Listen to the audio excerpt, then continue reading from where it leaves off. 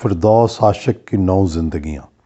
مشہور اور پرانا انگریزی محاورہ ہے کہ بلی کی 9 زندگیاں ہوتی ہیں۔ اس محاورے کے مطابق بلی اپنی پہلی 3 زندگیوں میں کھیلتی کودتی ہے، پھر 3 زندگیوں میں آوارہ گردی کرتی ہے اور آخری 3 زندگیوں میں ایک جگہ قیام کرتی ہے۔ بلیوں کو اپنی جگہ بدلتے تو ہم نے خود بھی دیکھا ہے اور یہ بھی مشاہدہ کیا ہے کہ بلی اپنے چھوٹے چھوٹے بلونگڑوں کو بھی منہ میں اٹھا کر کئی جگہ گھماتی پھراتی ہے۔ زندگی کو مختلف ادوار اور انداز میں گزارنے کا فن بلی سے بہتر کوئی نہیں جانتا، یا پھر ہماری فردوس عاشق عوام ہے جو دیکھتے ہی دیکھتے کم از کم 5 سیاسی زندگیاں گزار چکی ہیں۔ دلچسپ بات یہ ہے کہ وہ ہر بار پوری آن بان اور شان و شوکت سے نئی زندگی میں اس زور آور انداز میں ظاہر ہوتی ہیں کہ اپنی زندگی کے پچھلے کیریئرز کی شان کو خود ہی ماند کر دیتی ہیں۔ یوں لگتا ہے کہ ان کی موجودہ زندگی کا موڑ ہی سب سے شاندار ہے۔ ابھی کل ہی کی بات ہے کہ طالبہ فردوس عاشق فاطمہ جناح میڈیکل کالج میں کلیلیں بھرتی پھرتی تھی۔ پیپلز اسٹوڈنٹ فیڈریشن کی سرگرم کارکن کے طور پر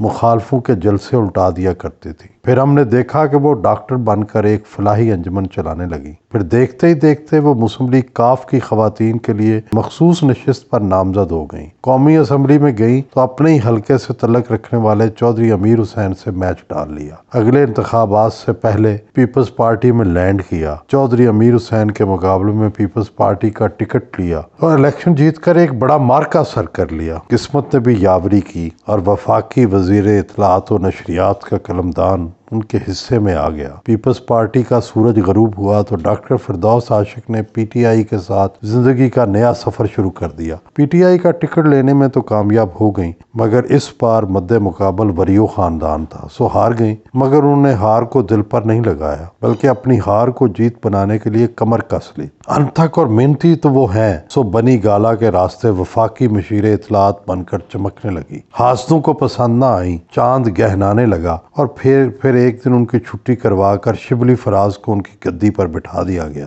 دھچکا تو بہت پڑا تھا، کوئی اور ہوتا تو سیاست چھوڑ دیتا، مگر ڈاکٹر فردوس عاشق ہار ماننے والوں میں سے نہیں، سو اپنی سیاست کی 5ویں باری میں وہ پنجاب کی مشیر اطلاعات بن کر پھر سے جلوہ گر ہو گئی ہیں اور یوں پہلے سے جلتے کئی چراغوں کو گل کرنے کا سبب بن گئی ہیں۔ ڈاکٹر فردوس عاشق پنجاب میں اس ٹاسک کے ساتھ آئی ہیں کہ وزیر اعلیٰ بزدار کے کارناموں کو ہائی لائٹ کریں، پنجاب میں اب تک جو کشتوں کے پشتے لگائے گئے ہیں ان کو لوگوں کے سامنے لائیں۔ دوسری طرف ان کو لانے کا مقصد مریم نواز اور مریم اورنگزیب کے مقابلے پہ کھڑا کرنا ہے تاکہ خواتین کا جواب خاتون ہی دے سکے۔ ڈاکٹر صاحب خود بھی چاہتی ہوں گی کہ وہ سیالکوٹ میں اپنے ناقابل تسخیر مد مقابل کو ہرانے کے لیے پنجاب حکومت سے ایسے کام کروا لیں جو کل کو الیکشن میں ان کے کام آئیں۔ ڈاکٹر فردوس عاشق کی 9 زندگیاں ایک مہمہ ہے۔ ان کے پاس کیا گیدڑ سنگھی ہے کہ وہ پاتال میں گر کر پھر سے عروج کی طرف گامزن ہو جاتی ہیں؟ کیا گوٹیاں لڑاتی ہیں کہ بند دروازے کھل جاتے ہیں؟ کیا طلسم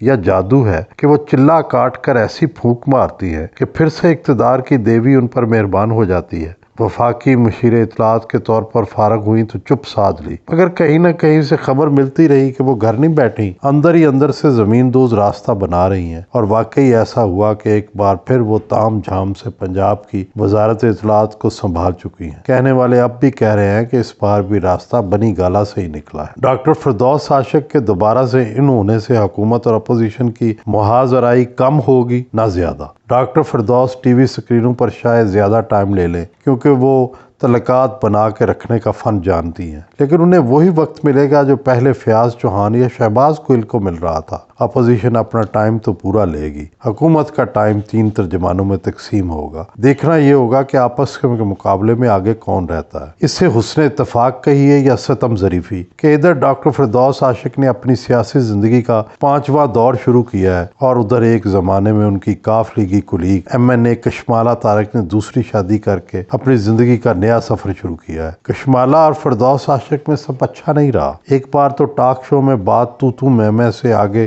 نکل کر ذاتیات تک چلی گئی تھی۔ امید ہے وقت گزرنے کے ساتھ رنجشیں جاتی رہی ہوں گی اور ڈاکٹر فردوس عاشق نے پاکستان میں خود کو سب سے اچھا کیری کرنے والی خاتون کشمالہ طارق کو نئی زندگی پر دلی مبارک تو ضرور دے دی ہوگی۔ ڈاکٹر فردوس عاشق کی بطور مشیر اطلاعات پنجاب تقرری کے بعد ان پر پی ٹی آئی کی وفاقی حکومت کے بعض افراد کی طرف سے لگائے گئے الزامات تو دم توڑ گئے ہیں، مگر فردوس عاشق کو احتساب اکبر اور اعظم نوکر شاہی خان سے ان الزامات کے بارے میں ضرور پوچھنا چاہیے جو ان کی وفاق سے فراغت پر لگائے گئے تھے، تاکہ آنے والے کل میں پھر سے وہ الزامات دہرائے نہ جا سکیں۔ ڈاکٹر فردوس عاشق وفاق میں اتنی کامیاب نہیں ہوئیں جتنی صوبے میں ہوں گی۔ وفاق میں کئی طاقتیں اور کئی شخصیتیں تھیں، ہر ایک کو خوش رکھنا اور مطمئن کرنا بہت مشکل تھا۔ پنجاب میں بزکش کو ہاتھ میں رکھنا اور وفاق میں بڑے خان کی نظروں میں رہنا اتنا مشکل نہیں ہوگا۔ وفاق میں کوئی ایجنسی رپورٹ کر دیتی ہے، کبھی مودی ملتانی اور کبھی اسد بن غلام عمر شکایت لگا دیتا تھا۔ فواد جیل میں سے فردوس کی بنتی نہیں تھی کیونکہ اسے ہٹا کر تو آئی تھی۔ آخر میں احتساب اکبر اور اعظم نوکر شاہی خان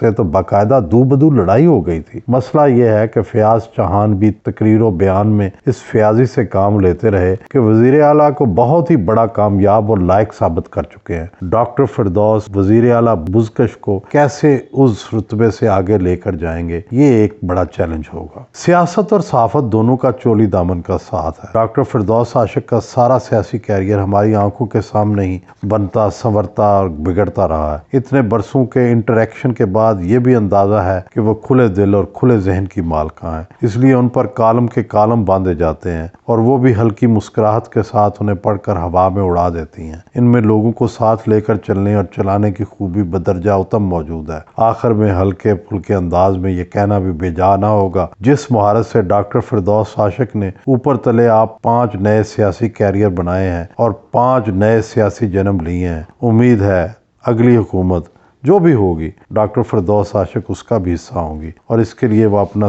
چھٹا سیاسی جنم لیں گی۔ ہم کم از کم بلی کی طرح ان کی 9 زندگیاں تو دیکھ کر ہی دنیا سے رخصت ہوں گے۔